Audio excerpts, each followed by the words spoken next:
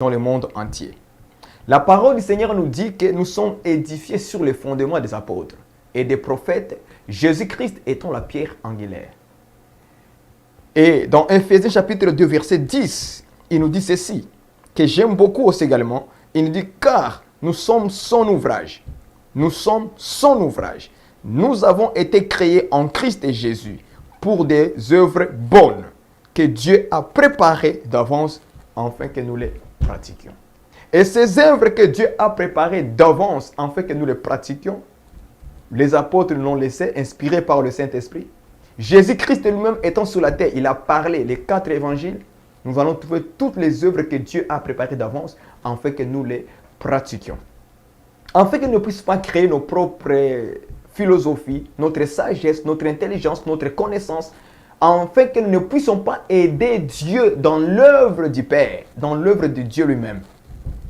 Parce que Dieu en a déjà tout fait pour nous. Nous, c'est que la Bible nous recommande simplement d'aller faire quoi? Il dit, afin que nous les pratiquions. Dieu a déjà préparé des œuvres d'avance, afin que nous les pratiquions. Donc, ensemble, nous allons prier pour remettre ce moment entre les mains du Seigneur. Que Dieu de gloire, Père excellent de grâce, qui puisse nous conduire par le Saint-Esprit. L'onction qui nous enseigne, qui nous réprimande, qui nous corrige, qui nous enseigne, qui nous instruit dans toute la vérité, puisse être au centre de cette œuvre.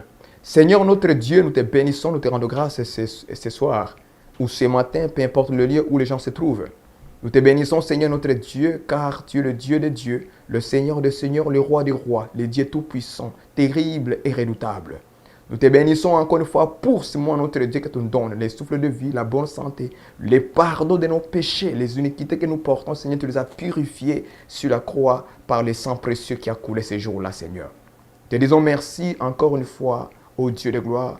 Conduis-nous par ton esprit, afin d'avertir, de corriger, afin de parler ta part selon toi et non pas selon nous les hommes. Merci Seigneur à ceux qu'ils vont entendre pour être édifiés et encadrer leur œuvre dans la voie de ta parole que tu nous as donnée et que tu nous donnes, Seigneur notre Dieu. Merci Seigneur pour ta présence au nom de Jésus-Christ notre Seigneur. Amina. Donc voici mes bien-aimés, nous sommes en train de vouloir exhorter le groupe Eden par rapport à leur œuvre qu'ils font.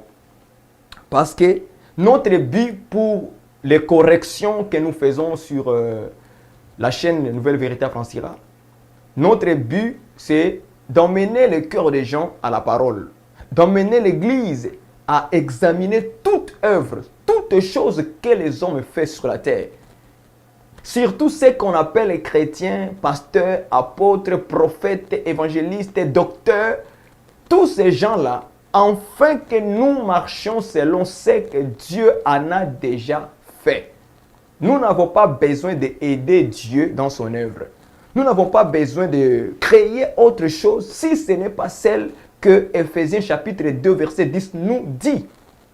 Dieu a préparé d'avance nos œuvres afin que nous les pratiquions. Nous n'avons pas besoin d'inventer quoi que ce soit. Donc tout ce que Dieu n'a pas préparé, pourquoi tu veux les préparer? Pourquoi tu veux le faire?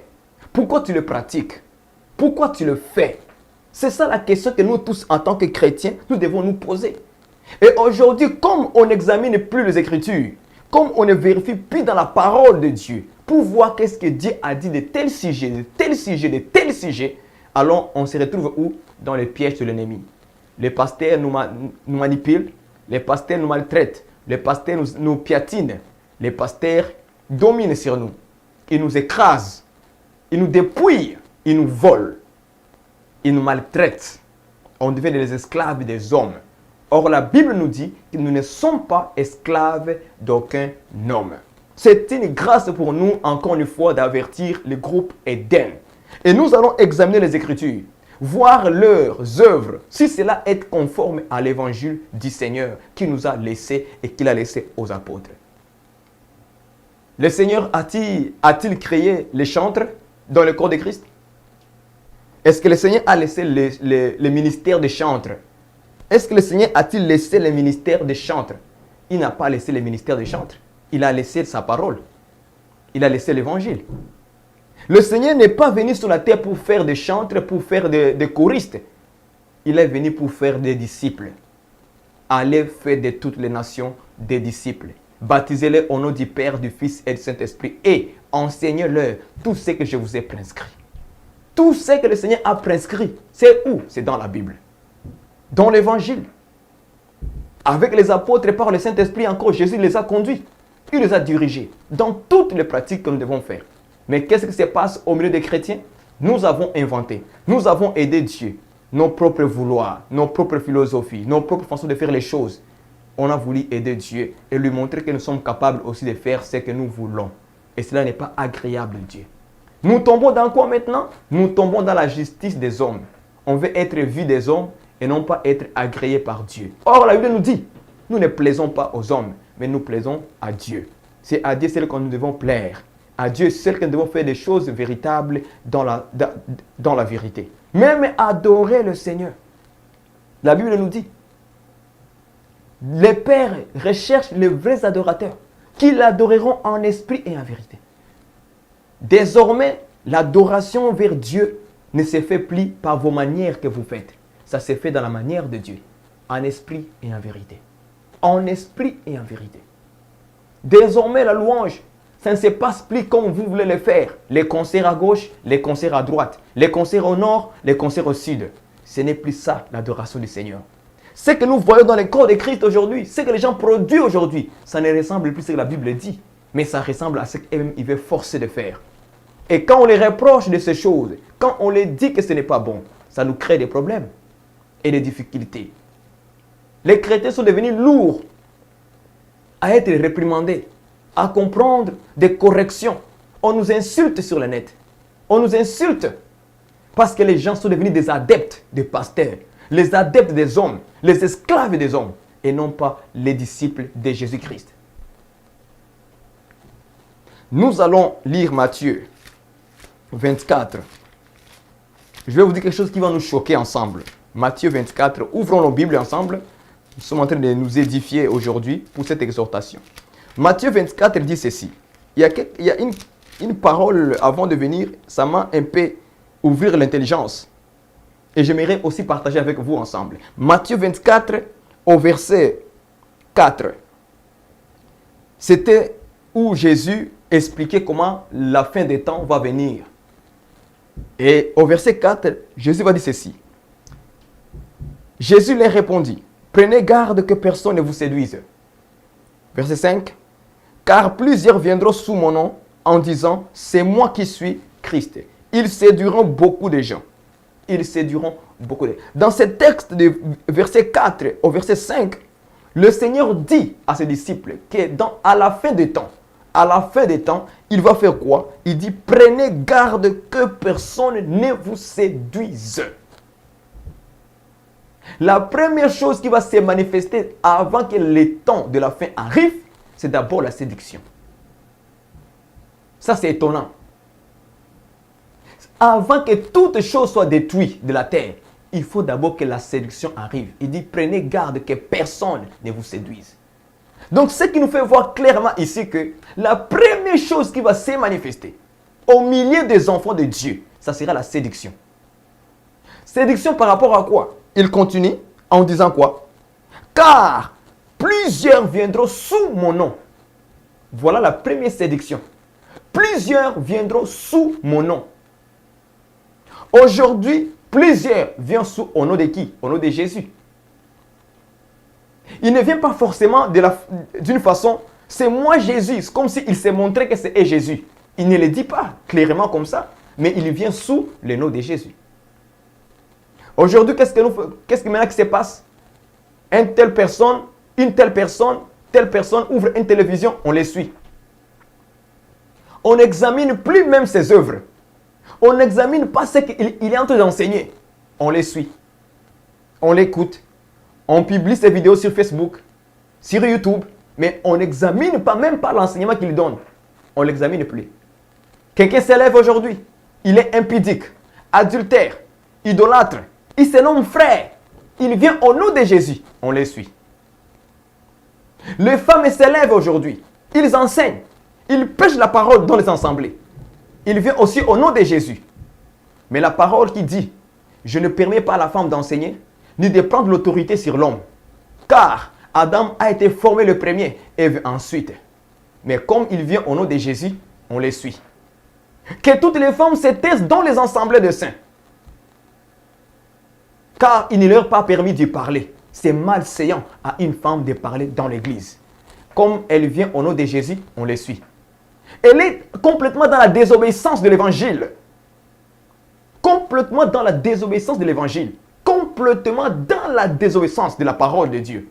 Elle vient au nom de Jésus, on les suit. Le pasteur vous dit, allez brouter les herbes. Allez manger des feuillages. Et comme il vient au nom de Jésus, on les suit. Le pasteur ment en public. Il ment sur les enseignements comme Marcelo, qui disent qu'il réunit Jésus complètement, avec des paroles subtiles, de la séduction. Mais les gens nous insultent. Mais comme il vient au nom de Jésus, les gens l'écoutent. Les gens lui défendent. Il vient au nom de Jésus. On les suit. Est-ce que vous saisissez comment la séduction fait, frère? Il enseigne les choses mensongères. Vous comprenez? Il dit que, ainsi que le Congo, au lieu d'engendrer les entreprises, engendre les églises. Les gens disent Amen. Comme il vient au nom de Jésus, les gens les suivent. Mais ils ne vérifient pas. Ils n'examinent pas les Écritures. Ils n'examinent pas les prophéties et prendre ce qui est bon et rejeter ce qui est mal. Quand on les corrige, c'est nous qui sommes mauvais. C'est eux qui sont justes. Barouani, tu juges les hommes de Dieu. Tu critiques. Tu es là juste pour critiquer. C'est comme ça qu'on nous maltraite. Il y a même les gens qui nous insultent. J'ai vu des commentaires que j'ai effacés. Les insultes terribles. Je me suis dit, mais comment un enfant de Dieu peut traiter son frère d'idiot? Les gens me traitent d'idiot, d'insensé. Vous me comprenez? On nous insulte parce que nous corrigeons un enseignement qui était mal fait et mal dit. Mais j'ai dit aux gens, si vous mangez la malbouffe, des mauvaises nourritures, est-ce que ça va construire votre corps en bonne santé ou ça va détruire votre corps? Certainement, tu manges mal, ça détruira ton corps. Exactement ce qui se passe avec un enseignement. Quand vous mangez les mauvais enseignements, vous écoutez, vous nourrissez avec des messages mensongers. Certes, devant le Seigneur au jour du jugement, tu ne vas rien produire, tu ne vas rien faire. Tu vas mourir spirituellement parce que tu as réussi des mauvais enseignements. Est-ce que vous me saisissez? C'est là où l'intelligence et la sagesse de Dieu doivent être mis en pratique dans votre vie. Beaucoup s'élèveront avec le nom de Jésus. Comme aujourd'hui on voit, les gens s'élèvent avec le nom de Jésus. Bien-aimés dans le Seigneur, je viens vous exhorter par rapport à ce sujet, c'est tellement très capital. Il y a trop de noms de Jésus. Il y a trop de l'évangile. Beaucoup s'élèvent par l'évangile aujourd'hui. Beaucoup s'élèvent au nom de Jésus, au nom de Jésus, au nom de Jésus. Frère, à un moment donné, on doit arrêter. Jésus a dit, vous les reconnaîtrez par leurs fruits. Moïse Mbille aujourd'hui, il est en train de dire aux gens de croire en lui, comme ils n'ont jamais cru en lui. Il vient au nom de Jésus. Comme les gens ne saisissent pas son langage, il les suit. Les gens n'examinent plus les Écritures. Vous voyez comment les choses sont maintenant sont rendues? Il y a une séduction forte qui commence à rentrer dans les assemblées, dans l'église, mais les gens ne le voient pas.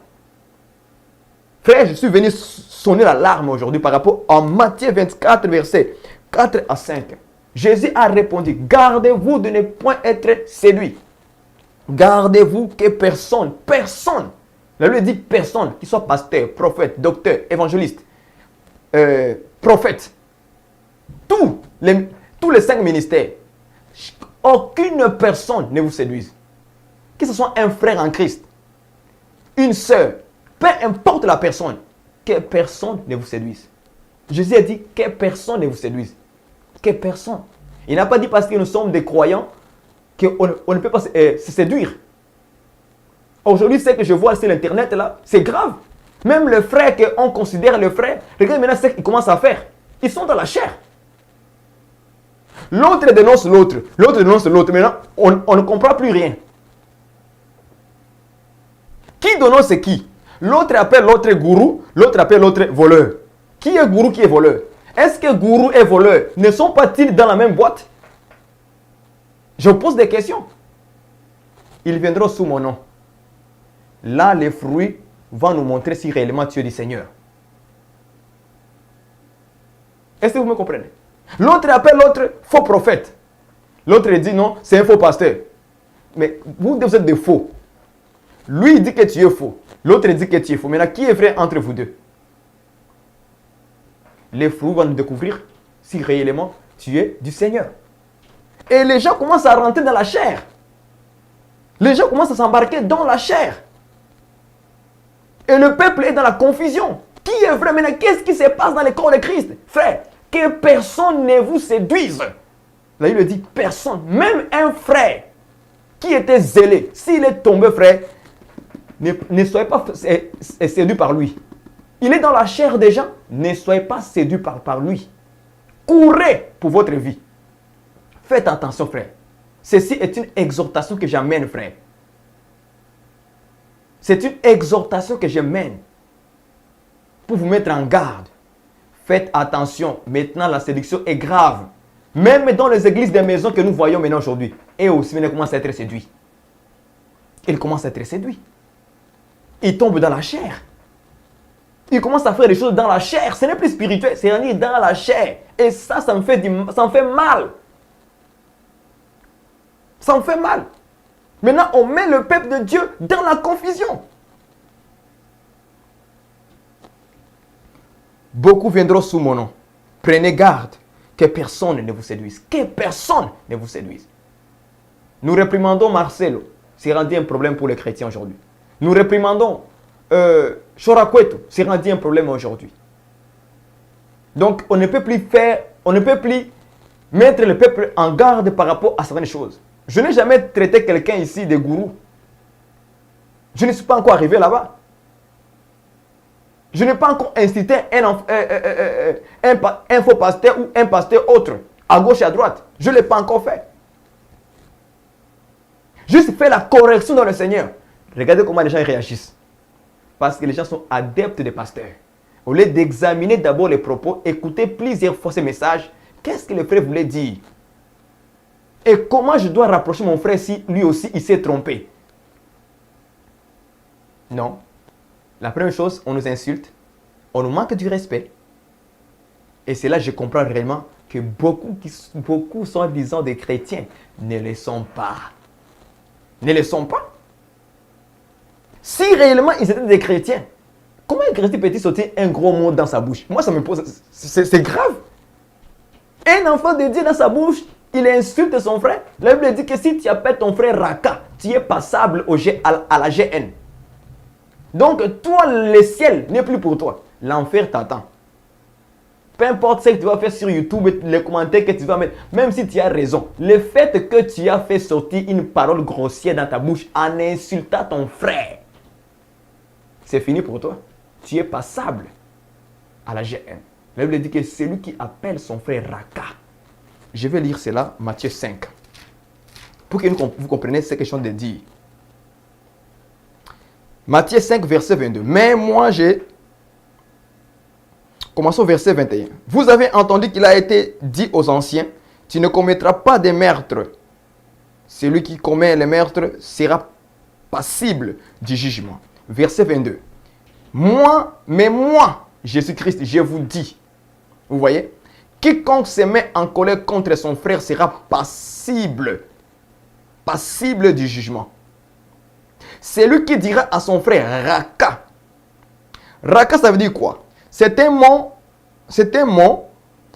mot est une insulte dont le sens précis ne vous est pas connu. Il peut se rattacher à une racine signifiant vide, ce qui équivaudrait à un nom de rien. Vous comprenez?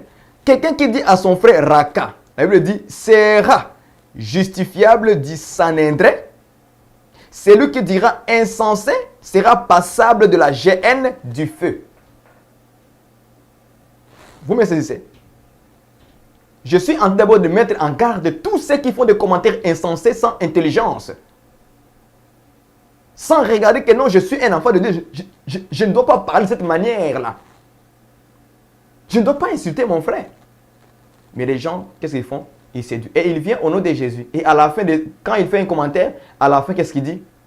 Que la paix du Seigneur soit avec toi. Il vient au nom de Jésus. Moi, je ne me laisse pas séduire avec ça. J'efface tous les mauvais commentaires, des manques de respect aux gens, des insultes. Pour les païens, on peut comprendre. C'est un païen, il ne connaît pas le Seigneur. Mais pour un chrétien, ça m'inquiète. Ça m'inquiète dans mon cœur, ça m'inquiète. Il dit, ah bon?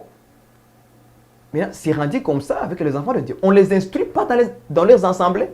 Ah, je comprends maintenant pourquoi toutes ces assemblées sont remplies.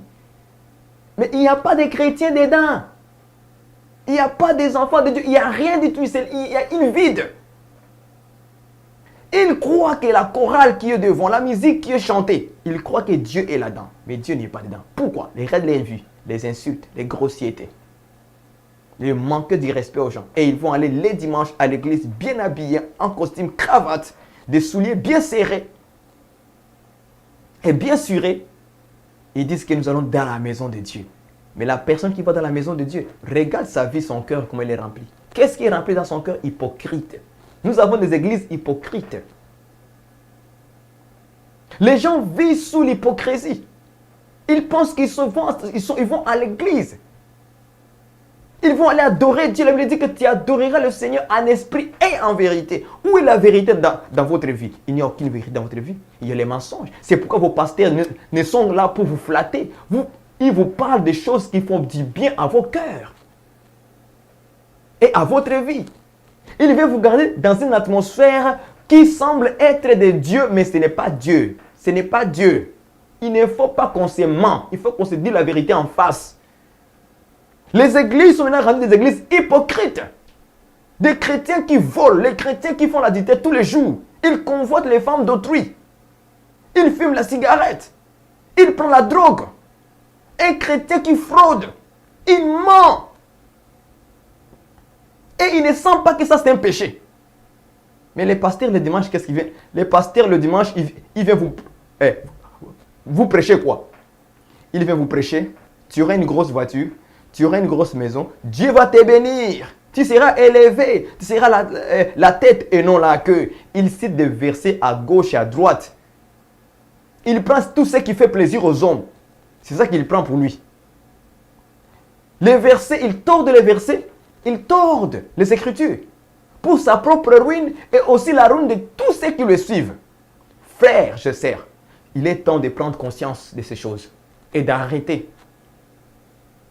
Soit tu es chrétien, soit tu ne l'es pas. Soit tu suis Jésus-Christ, soit tu ne le suis pas.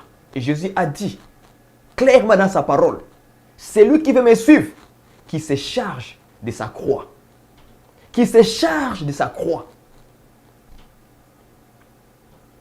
Chargez-vous de votre propre croix. La croix, c'est la souffrance. La croix, aller dans le chemin de la croix, ce n'est pas facile. Regardez juste l'exemple de Jésus-Christ. Dans le chemin de la croix, qu'est-ce qui s'est passé? C'était facile? Non. Très difficile. Il a même demandé au Père, s'il est possible que ces coupes s'éloignent de moi. Nous tous, on doit pleurer comme ça devant Dieu. Seigneur, s'il est possible, enlève ces coupes devant moi. Vous voyez de la vie chrétienne aujourd'hui des enfants de Dieu? C'est la chair. C'est la chair, l'égoïsme.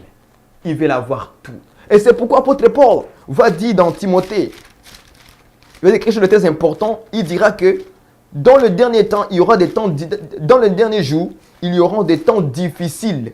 Et il va nommer des choses difficiles de ce qui va arriver aux hommes, aux chrétiens en plus. C'est pénible, frère. C'est pénible. Je suis en train de vous exhorter, frères, bien-aimés dans le Seigneur.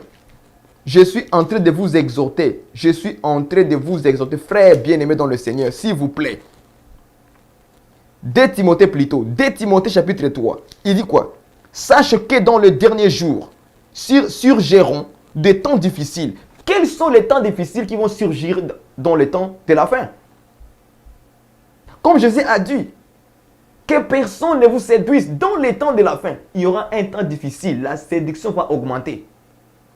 Et regardez maintenant, quand la séduction va rentrer, l'apôtre Paul dit, 2 Timothée chapitre 3, sache que dans le dernier jour, surgiront des temps difficiles.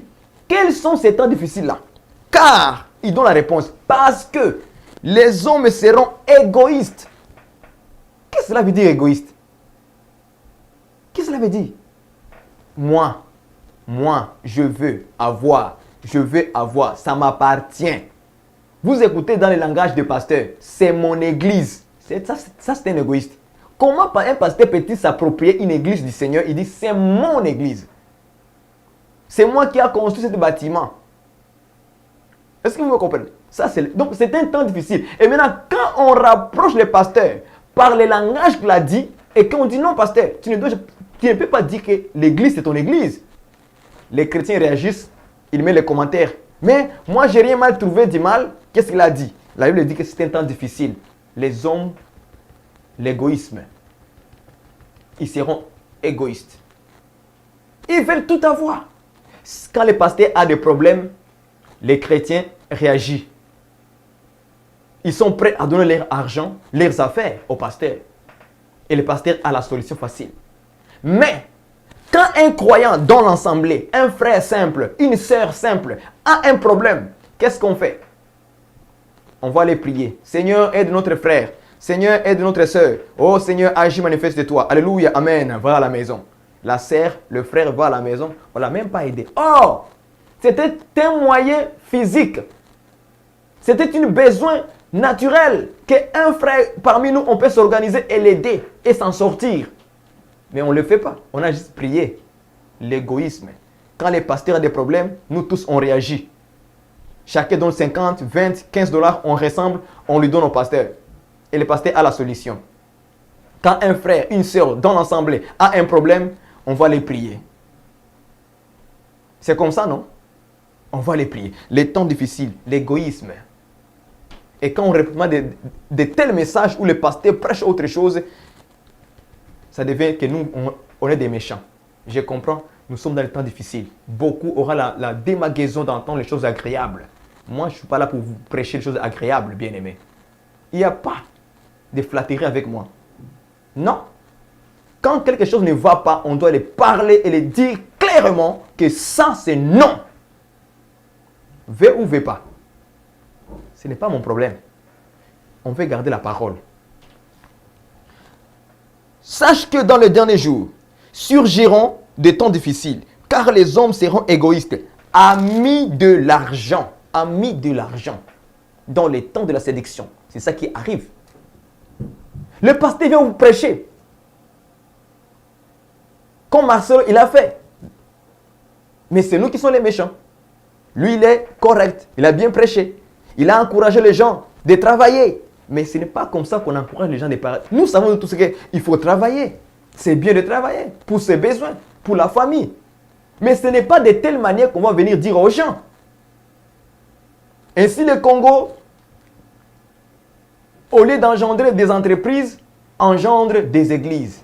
Qu'est-ce que tu veux dire par là? Que les églises sont rendues mauvaises, il faut maintenant faire des entreprises. Est-ce que c'est comme ça qu'on doit venir exhorter les gens pour travailler?